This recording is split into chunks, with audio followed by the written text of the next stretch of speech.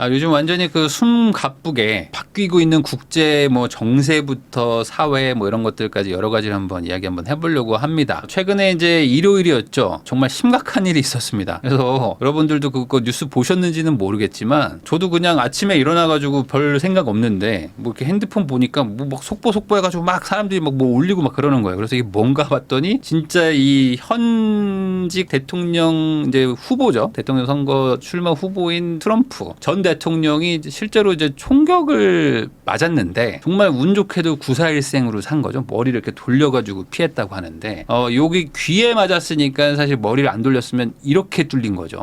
그러면은 사실상 정말 큰 일이 날 수도 있었는데 그 부분을 어쨌든 정말 뭐 운명이 도운 것처럼 살았는데 더 대단한 거는 저는 그거 풀 영상을 봤거든요. 풀 영상 보니까 딱 이제 쓰러지고 나서 이제 신발 어딨냐 막 이렇게 이제 찾다가 신발 신고 그다음에 바로 일어나가지고 이제 탁 이렇게 손을 딱 뻗으면서 파이트라고 했나? 뭐 이제 이겨야 된다 하면서 이제 군중들 모아놓고 이제 선거 유세를 하는데 그 상황에서 탁 이렇게 손을 드니까 약간 그 뭐랄까 내가 미국인이었으면은 이거 진짜 약간 뽕이 차겠다 이런 느낌이 듭니다. 근데 이거 사진도 또 이제 기가 막히게 찍었어요. 뒤에 이제 성조기까지 해가지고 여기 요 표정 진중한 이 표정하고 딱 손 들고 있는 딱 요 표정을 딱 보면서 이 대통령 선거 끝났구나. 라고 아마 다들 생각하지 않으셨을까 싶습니다. 그래서 그런지 지금 이제 미국의 이제 대통령 그 선거 결과 예상은 보면은 이제 트럼프가 이제 압도하고 있습니다. 이제 71%. 그래가지고 이제 뭐 메타도 그렇고 다 지금 트럼프에 대해서 약간 조금 거부감 있었던 곳들도 이제 다 바로 돌았죠. 주말 지나고 나니까 이제 바로 이제 방향 전환하고 태세 전환하고 그리고 이제 지지율도 이제 확 올라가면서 지금 사실상 뭐 트럼프가 이제 당선된 거나 마찬가지. 거기다 이제 바이든은 이제 지금 뭐 치매 뭐 이런 것들 뭐 건강 이슈 이런 것들이 계속 지금 지속적으로 나오고 있는데 나이 차 얼마 안 나는 트럼프는 이제 여기서 파이트 막 이러고 있으니까 너무 또 대비되잖아요. 그러다 보니까 이제 뭐 사실상 끝나지 않았을까. 그래서 지금 오늘 이제 트럼프 전 대통령이 공식적으로 공화당 후보가 됐습니다. 근데 여기 보면은 막 표정 보세요. 막 장난 아닙니다. 제가 봤을 때 거의 좀 끝나지 않을까. 여기 그 귀에다가 지금 붕대 감고 나온 것도 보면은 이분이 지금 거의 지금 80에 다다른 이제 아주 노인이신데도 불구하고 지금 막 기세가 막 지금 장난 아니죠. 자, 그러다 보니까 이제 이 트럼프가 사실상 당선됐다라고 생각하고 지금 경제도 막 지금 움직임이 큽니다. 특히 이제 비트코인, 암호화폐 쪽이 지금 난리가 났습니다.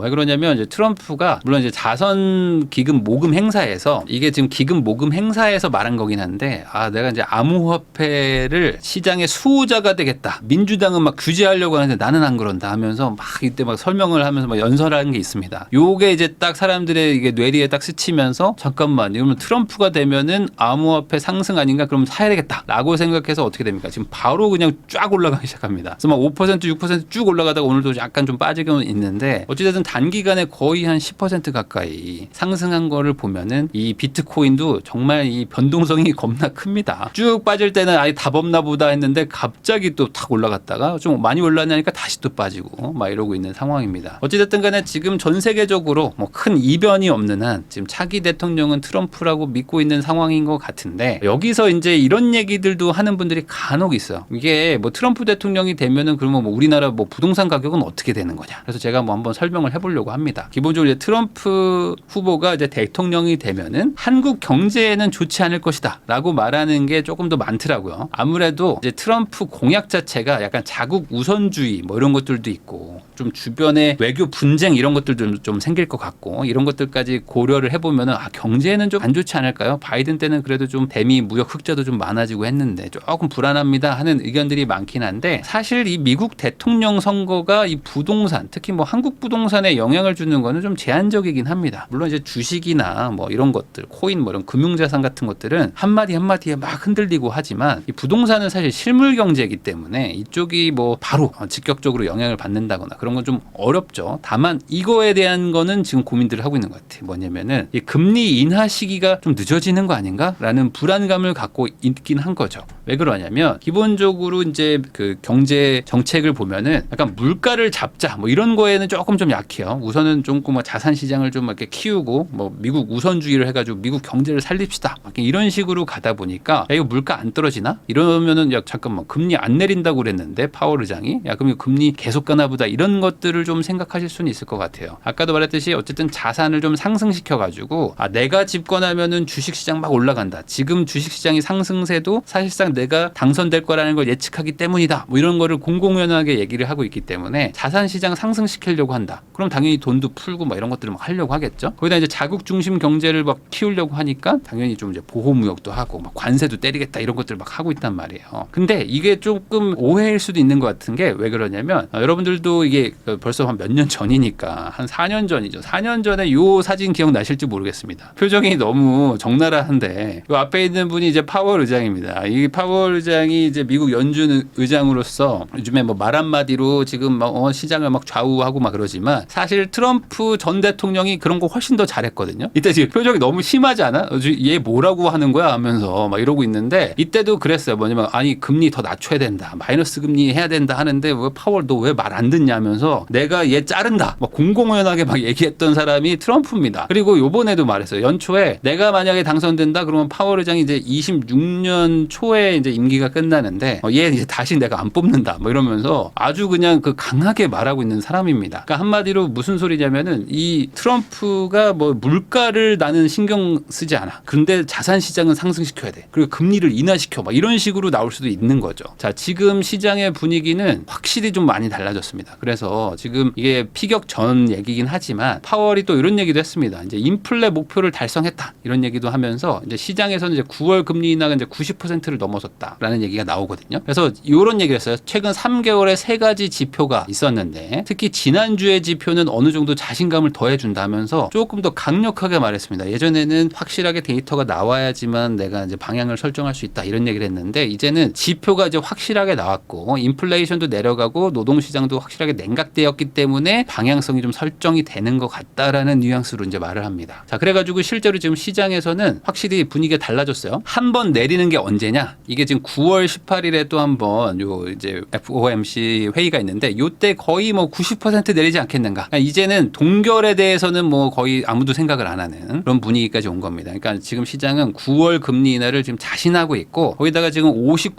55% 이런 거 보세요. 보면은 연말까지 24년 12월까지는 한 많으면 3번도 내릴 수 있겠는데 라는 분위기로 완전히 또 바뀌었다. 자, 그러면 이제 우리나라는 어떻게 되느냐? 우리나라는 지금 7월 11일이니까 이제 며칠 전이죠. 금융통화위원회가 있었습니다. 요번에 또 금리를 동결했어요. 이게 12번째인가 그렇습니다. 역대 최장으로 금리를 동결한 사례인데 이때 하는 총재 이창용 총재님이 이런 얘기를 했습니다. 지금 기준금리 인하 시기를 이제 검토하고 있고 방향 전환의 준비가 됐다. 그러니까 지난번 금통위에서는 이런 얘기를 했습니다. 뭐냐면 지금 좀 약간 우리 포지션을 오해하고 있는 것 같다. 우리는 지금 인하로 갈지 안 갈지 그것도 정하지 않았다. 아직 우린 지금 직선 차선에 있고 유턴 차선으로 차선 변경도 아직 하지 않았다. 차선 변경을 할지 말지 고민하고 있는 단계라고 했거든요. 근데 지금은 어떻게 됐냐? 차선을 바꿨다. 그러니까 지금 이제 유턴 차선에 섰다. 서긴 섰고 지금 깜빡이를 킬지 보고 지금 신호 기다리고 있는 상태다라고 의미로 지금 받아들이면 될 것 같아요. 그 신호가 어디서 오냐? 미국에서 오겠죠.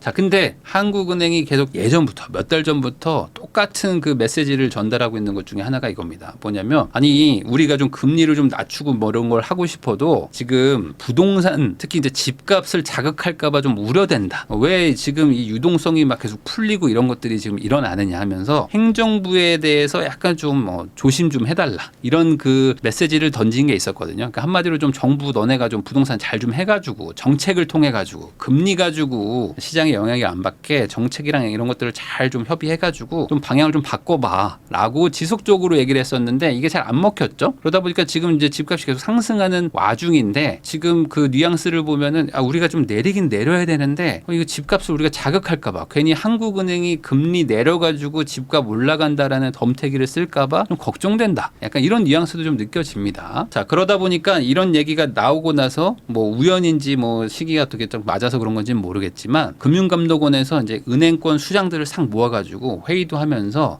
우리 요즘 가계대출 너무 많은 것 같은데 좀 조정 좀 해야 되지 않겠습니까? 하면서 약간 그 군기를 한번 잡았습니다. 그러다 보니까 이제 은행들이 이제 갑자기 깜짝 놀란 거죠. 그래서 이제 금감원에서 우리 한번 가계대출 한번 점검하러 갑니다. DSR 같은 거 잘 적용했는지 한번 볼게요 하면서 한마디로 약간 너네 대출 너무 많이 해주지 마 라고 이제 약간 압박을 하다 보니까 어떻게 됩니까? 은행들이 전세 대출도 그렇고 주담대도 그렇고 금리를 이제 인상하기 시작했어요. 약간 올립니다. 뭐 많이는 올릴 수 없지만 왜냐면 지금 영업을 해야 되니까 그래도 안 할 수 없어가지고 0.1%, 0.2%를 조금씩 올리기는 했습니다. 왜냐면 지금 금감원에서 야 우리 현장 점검 나가니까 조심해라 하니까 네 그러면 조금 올려보겠습니다 라고 한 거죠. 자, 거기다가 이제 여당도 한 2, 3주 전까지만 하더라도 금리 인하를 해야 된다 뭐 이런 얘기들이 많았거든요. 왜냐면 이제 경제도 좀 살려야 되고 지금 뭐 자영업자들 되게 힘드니까. 근데 그런 얘기들이 약간 조금 더 분위기가 좀 바뀌었습니다. 왜냐면 실제로 이제 집값이 막 올라가고 있어요. 올라가다 보니까 여론에서도 이제 걱정들을 하는 거죠. 그리고 이제 여당도 야 이거 안 될 것 같은데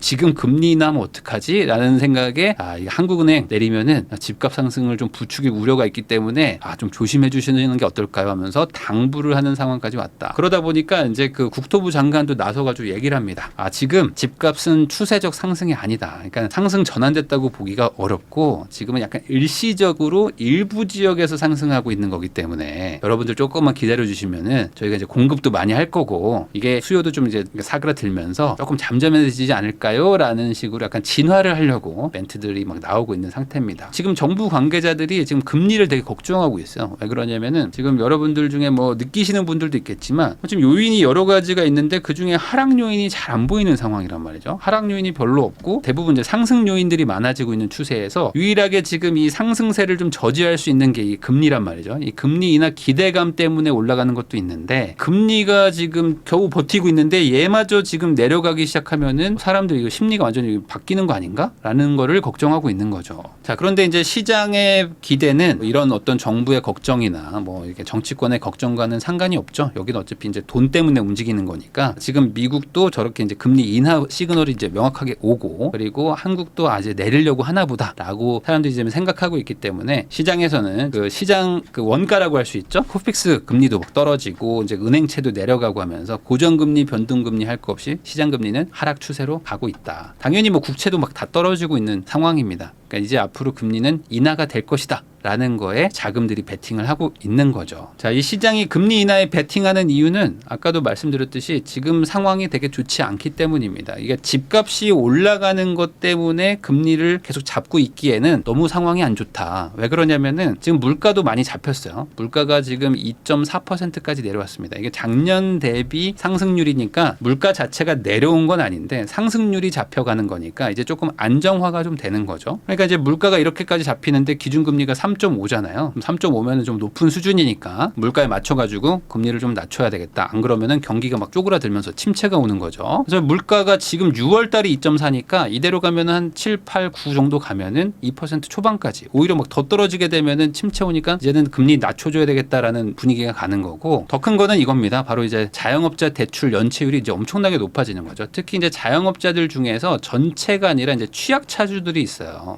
이분들이 이제 코로나 시절 때 가게 다 셧다운하고 폐업했을 때 이제 매출도 없고 아무것도 없는데 막 이자랑 원가는 막 나가니까 이제 엄청난 빚을 지지 않았습니까? 근데 이분들이 물론 정부에서 외국이나 이런 데들은 이제 아예 돈을 그냥 줘버렸죠. 근데 우리는 이제 저금리로 대출을 해줬었습니다. 그러면서 이제 어떻게 대출을 꾸역꾸역 상환을 하고 막 이렇게 버티고 있었는데 이 코로나 끝나고 나서 경기가 확 살아난 것도 아니고 취약차주 자영업자들이 뭐 지금 장사가 잘 되는 것도 아니다 보니까 이분들 입장에서는 지금 답이 없는 거야. 원래 지금 연체율이 지금 급등하고 있는 거죠. 10%까지. 근데 이런 분들이 지금 엄청나게 많습니다. 그러면 이분들 보고 지금 다 망하라고 하는 것밖에 안 되기 때문에 지금 국가 전체에서 봤을 때는 금리를 조금이라도 좀 낮춰가지고 지금 폐업률도 좀 줄이고 왜냐면 이런 분들이 다 실업자가 되는 거고 이분들 밑에 직원으로 있는 분들도 동시에 다 실업자가 되는 거니까 그러니까 이런 것들을 좀 막아야 된다라고 생각을 하고 있는 거죠. 자, 문 닫습니다. 폐업 영세업자가 100만 명에 육박한다. 뭐 이렇게 얘기를 하고 있는데 이게 보면은 전년과 비교하면은 7만 명이 늘어났다 하면서 역대 최대 폭의 증가다. 그러니까 이대로 금리가 계속 높은 상태로 가면은 아까도 말했듯이 물가도 잡히고 한마디로 이제 소비도 안 하고 사람들이 지금 돈 지갑을 잠그고 있는데 이자를 계속 높게 받으니까 이분들이 이제 망하게 되는 거죠. 그러니까 이런 것들도 좀 막으려고 지금 되게 급하게 움직이고 있는 상태입니다. 그래가지고 지금 결과적으로 봤을 때는 미국에서 9월에 금리 인하를 하게 되면은 한국은 이제 10월에 있어요. 10월 달에 또 금통위 회의가 있기 때문에 뭐 10월에 또 아마 인하를 하려고 하지 않을까. 근데 이제 아까도 말했듯이 하는 총재는 때는 이런 얘기를 계속했었습니다. 그러니까 이거 좀 잘해야 되는데 그동안 좀 잘 집값도 좀 잡고 하면서 가계대출도 관리하고 뭐 그렇게 하셨어야죠라고 하는데 버티는데도 한계가 있는 거죠. 왜냐하면 이 집값 뭐 이런 거 하나만 보고 정책을 결정할 수 없는 입장이다 보니까 아마 10월 달에는 조금이라도 좀 낮추려고 하지 않을까. 그러면은 이제 시장의 분위기는 이제 금리 인하 쪽으로 확 쏠리면서 지금 가뜩이나 지금 시장의 지금 분위기가 막 한 주 한 주 다르게 뜨거워지고 있는데 이게 좀 더 강해지지 않을까라는 생각이 들고 거기다가 지금 더 문제는 또 이것도 있어요. 뭐냐면 아직 지금 건설 경기가 뭐 안 좋기 때문에 이쪽에 대해서 뭐 이렇게 유의미한 부양책이 나오지는 않았거든요. 근데 이런 연말이나 아니면 뭐 내년 초 건설 경기 부양책 같은 것들도 나올 수 있을 것 같습니다. 왜냐하면 지금 경기가 어쨌든 조금 활성화가 돼야 되니까 특히 이제 지방의 미분양이 또 너무 많아요. 너무 많고 또 PF 쪽도 지금 묶여 있는 돈들도 많고 이러니까 건설 경기 좀 살려야 되겠다. 라고 하면은 당연히 어떤 뭐 정책들이 막 나오겠죠. 그런 것들과 이제 금리 인하가 또 마침 또 이게 시기가 비슷해지지 않을까. 이런 것들이 이어지면은 앞으로 시장의 하락 요소보다는 상승 요소가 훨씬 좀 많아지지 않을까라는 생각도 좀 듭니다.